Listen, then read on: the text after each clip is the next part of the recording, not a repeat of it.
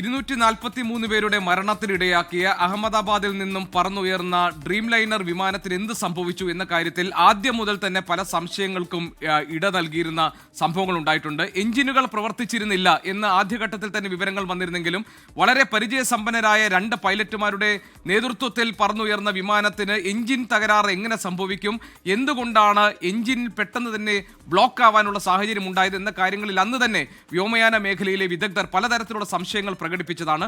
പക്ഷേ അതിന് പക്ഷിയുടെ ചിറകിൽ തട്ടിയതാകാം, അതല്ലെങ്കിൽ മോശം കാലാവസ്ഥ കൊണ്ടാകാം ഈ അപകടമൊക്കെ ഉണ്ടായതെന്നുള്ള പലതരത്തിലുള്ള നിഗമനങ്ങളിലേക്ക് ആ സമയത്ത് പോവുകയും ചെയ്തിരുന്നു.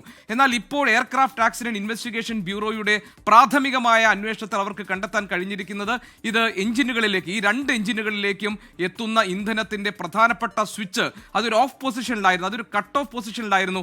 അതുകൊണ്ടാണ് ഇന്ധനം അവിടെ എത്താതിരുന്നതും എഞ്ചിൻ തകരാർ ഉണ്ടാകുന്നതും വിമാനം പൊടുന്നനെ താഴേക്ക് വീഴാൻ ഇടയാക്കിയതെന്നുമാണ് ഇപ്പോൾ ഈ കണ്ടെത്തലായി പുറത്തു വന്നിരിക്കുന്നത്. ഇതിൽ ഏറ്റവും പ്രധാനപ്പെട്ട ഒരു നിരീക്ഷണം അവർ നടത്തിയിരിക്കുന്നത് ഇത് ആരാണ് ഇതിനെ ഒരു കട്ട് ഓഫ് പൊസിഷനിലേക്ക് മാറ്റിവെച്ചത്, ഇത് ആരുടെ പിഴവ് കൊണ്ടാണ് സംഭവിച്ചത് എന്ന കാര്യങ്ങളിൽ ഒരു വ്യക്തതയുള്ള ചിത്രം ഈ റിപ്പോർട്ട് നൽകുന്നില്ല.